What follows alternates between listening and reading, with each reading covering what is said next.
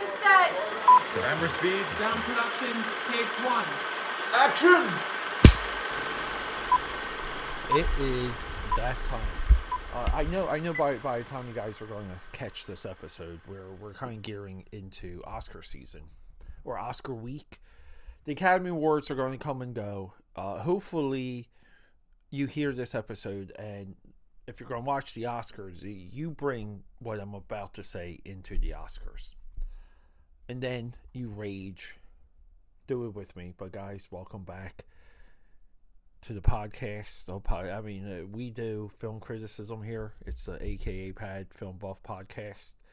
Long form discussion. The long form is we're 1,100 episodes deep, and the journey of the show has taken on many forms, and effectively you guys are participating in my life's work, and I can not be ever grateful enough. There's a lot of messages. I think as we get some new listeners, I get like waves of DMs and messages throughout all of social media. I get it. A lot of you guys are walking like me, or you're driving or traveling. You're not there for reviews, but just remember, and this is me. Let's pull in the title of this movie. Is this thing on? Comments and reviews help the show. They help me. They even help you, because I think they make you feel a little bit better. Participate in what you like, or if you have a solid criticism, all systems are go. I want to hear it. So guys, Bradley Cooper, he's so good looking. It's hard to give him credit, right?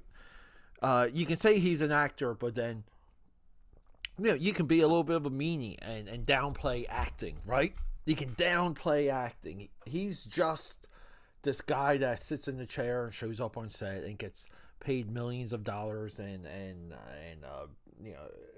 go. I don't know who he's dating, or I don't know if he's even married, right? But dating models, right? Like all of living in the French Riviera, all of this crap, right? It's hard to have someone as good looking as Bradley Cooper and connect that to being a immense high level talent. Bradley Cooper is the modern day best of actor turned director. The previous generation, we have our George Clooney. The previous generation, we have our Mel Gibson. These are like the top three actors turned director, I think, ever. You might say Kevin Costner. I get the Kevin Costner. Just let Kevin Costner have that fourth slot. When this movie became available for $10 on Amazon Digital, I jumped on it. It was maybe 2 o'clock in the morning. My fiance just like crashed out on the sofa. And we're going to have like an episode around this too, where I talk about this experience of what I did when this movie rolled the credits and what I was able to do because I was at home that you can't do anyplace else. And it's not anything weird. It's a way I was able to reflect on this movie. The ending hit me in such a way that I wanted to watch this with her. So we watched it the next night, and I had it on the next morning, and she's getting ready for work, and she's like, why you keep like this movie still on? And I'm like, yeah, it's such a good movie. Recently too, she said almost the same thing. She leaves for work. I'm watching Balls Lammerman's Romeo and Juliet, the Leo one, Claire Danes. She leaves, it's on. She comes back, it's on. And she's like, did you watch anything else all day? And I'm like, no. This movie's been on repeat all day. I will always do a callback when a couple ex-girlfriends ago, she had a kid. I was with the kid for maybe 5-7 years. I was able to witness children and be around children that would watch certain movies and episodes on repeat, and it affected me in such a way that I felt like I need to be like that. Like I need to be able to hyper focus on things. That's what I saw. I think a lot of parents get annoyed because they're like, you have to watch other things, and it's like, not really. You can watch a handful of things and understand it as well as, or more than anyone that watches every single thing and knows very little about what they watch or retain very little, right? It is funny. You can memorize something valid. You can just constantly put things in front of your face and not remember any of it. Unvalid, right? But guys, this movie, Will Arnett, co-writer Bradley Cooper, co-writer, director Mark Chappell. If you look him up, I mean, he's he looks like a Mark Chappell. He's also from Gloucestershire. I mean, very Lord of the Rings sounding. He's a sitcom guy. Roll sound. Rolling. Sound production, Let take me 2. cut in. Sorry, AKA Powders. I know it's such a hot, passionate episode, but I'm breaking the flow real quick just to remind you guys. If you want to support me, one of the best, easiest, and free ways to do it, leave a comment. Give me a like. I know there's someone out there that you know that loves film as much as I do, that love the film industry as much as I. Show this to them. Comments, likes, and reviews, positive or negative, it doesn't matter. We need to increase our reach, and to do that requires you. Your involvement in everything that I do. We're linked. We're forever bound. You're the membrane. I'm the muscle. So guys, let's just do it. One review. Do you have it in you? Okay, back to the show.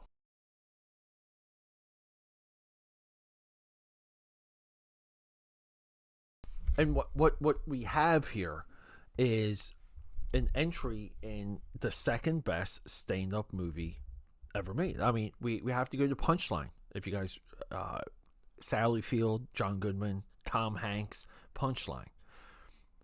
One of the Wayne brothers is in that too. Punchline was a movie I just was always on like HBO for a stretch. And again, talking about things that I would just watch on repeat, I felt like there was like a summer where I did nothing but watch Punchline. This is second to that. It's really a two-headed dragon. Punchline is about finding what you really want to do, and your life is your tool for it. And Sally Field has her own struggles, and the Tom Hanks monologue breakdown speech in Punchline is it's some of his absolute best work. But then we have this, and we have to talk about Bradley Cooper's relationship in this movie with Matthew Lipatic. This is our cinematographer. And we see early on where, I noticed how I can notice just the frizziness of the hair in this movie, where it doesn't quite look like, it's not sheen, it's not matted, kind of layered, right, for hairdressing terms, but it looked a little unkept or natural, because the camera walks up behind so many of these characters. While Arnett's on stage, we really don't see him on stage. We're almost like next to him on stage. And as you can guess, Will Arnett's character, his life crumbles, falls apart, and this comedy that he kind of stumbles upon. And I love it too, because they don't set him up as being a funny guy in the movie. He just shows up and he's there, and he just does it. And he's able to somewhat use the audience as therapy to get through some of this trauma. Now, there's a moment in this movie where if you call it a solid third act start, they go to this cabin, they go to this retreat.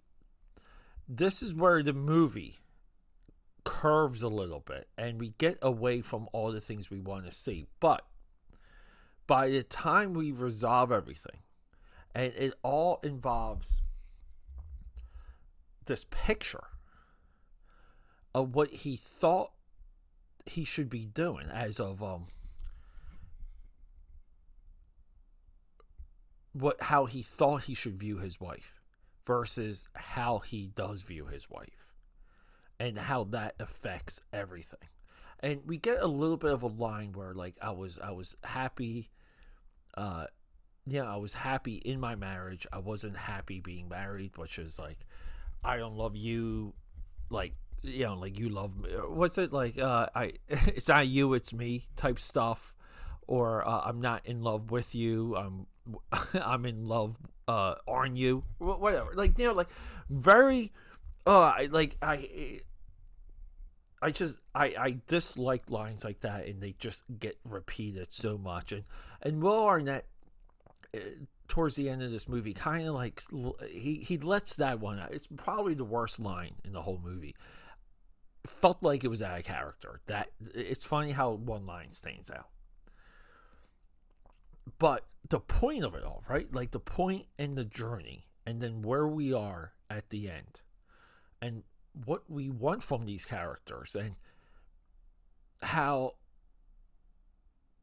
Will Arnett truly travels into the darkness and discovers fire. There's an odyssey aspect. There's a pilgrimage aspect to the character Will Arnett plays, and he's a little bit heavier in this movie, and he doesn't look like Will Arnett, right? Like, there's, what's the one, is it Will Arnett? He's in some man, I want to say like a Netflix show where he's like a recovering alcoholic, and he's always carrying around like a like a plastic coffee cup, and he rides a bike. I think that's Will Arnett in that. He's usually a lean guy. He transformed himself.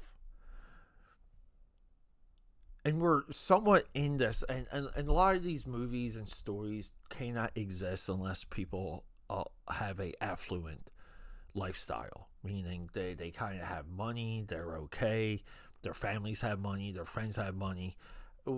This is really the lane that this couple is in, versus Punchline, which is truly like blue collar, and every day is kind of like a fight, every day is like a struggle, but people, regardless of all of it, they just want to do comedy, they just want to make people laugh. Again, making Punchline the absolute GOAT. But I know I said Two-Headed Dragon earlier, but what we get at the end of this movie, by the time we hit the credits, is a little bit of discovery. And it's good to kind of like let that roll around your brain a little bit, and focus on like exactly what did they discover? What did he discover? Is this like a permanent situation? Is it not? We all know, because they're navigating the separation as well. And I just think even Laura Dern was in one of the Jurassic Park movies, Jurassic Worlds, and I'm just like, oh my god, like, get her off screen. Just the way they shot her, just visually, But in here, it's almost like I need more Laura Dern. Like, again, she looks natural. She's shot natural. She looks like a middle-aged wife who is also trying to find something, trying to discover something. And we have two lost people. So it comes back to the title. Is this thing on? And it's not the microphone, right? It's not like a stand-up thing. It's not a joke. Is this thing on means me. Like, am I on? Is it me? Which is why it's him and her on all of the movie posters. Bradley Cooper has weaved one of the most introverted, there's an introspection. Is that even a word? Introspection, right? Is that a word? Someone look that up. He has given us an epic that comes from the inside of these characters, and it just feels it, and it's the way he shoots it, and it's how close we can get to everyone. This is one of the best movies of the year. This is also a film that should be in Everything Happening Oscar night, and it's not. And at this point, I have to say, there is an absolute bias against Mr. Cooper for whatever reason, which is weird because he was in that one selfie pic that went, the Ellen DeGeneres, Jennifer Lawrence selfie pic. Right, that pic went like insanely viral, created the selfie craze essentially. They liked him then. It just seems it's fun. They just don't seem to be into him as a director. I don't know why. AKAPAD, is this thing on? It's a monumental movie. Go check it out. Roll sound. Rolling. Sound production, take 2. Let's take this time real quick, AKAPADers, my fellow film buffers, and let's just go over the schedule. This is years in the making. This type of rollout I've been planning for years, but we're finally here. So here we go. Early in the morning, that's the new stuff. 8 a.m. Now, 8 p.m., Monday, Tuesday, Thursday, Friday, these are movies maybe of something coming out, like if there's a Marvel movie coming out and we want to do a retrospective on that particular franchise, or if Sylvester Stallone comes back and gives us Rocky Part 18, we might want to use the later time slots for a week or two to go over all of the Rocky movies. Now, we have a lot of different threads on this podcast that's explored 8 p.m. So 8 a.m., 8 p.m. Wednesdays at 8 p.m., this is our creator spotlight. We could do an episode on Martin Scorsese, Steven Spielberg, some of the new guys, Spike Lee, even composers, guys like John Williams. This brings us into the weekend. Saturday, Sunday morning. Again, we're back at that 8 a.m. drop.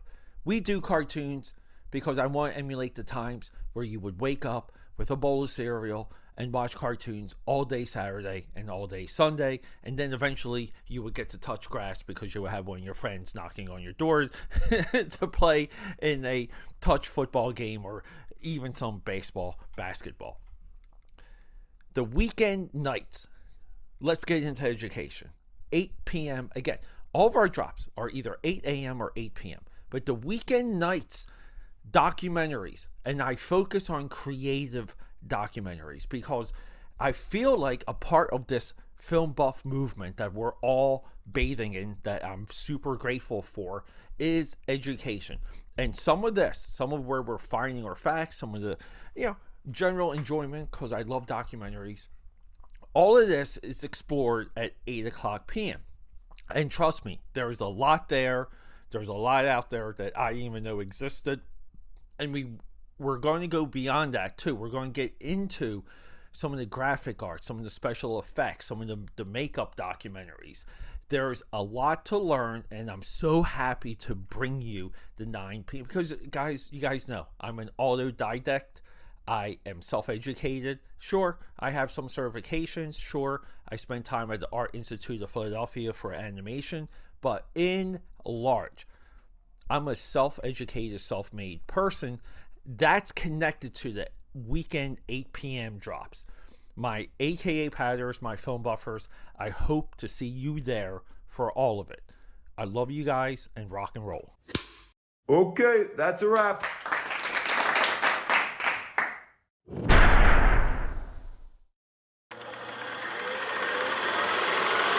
Okay, that's a wrap.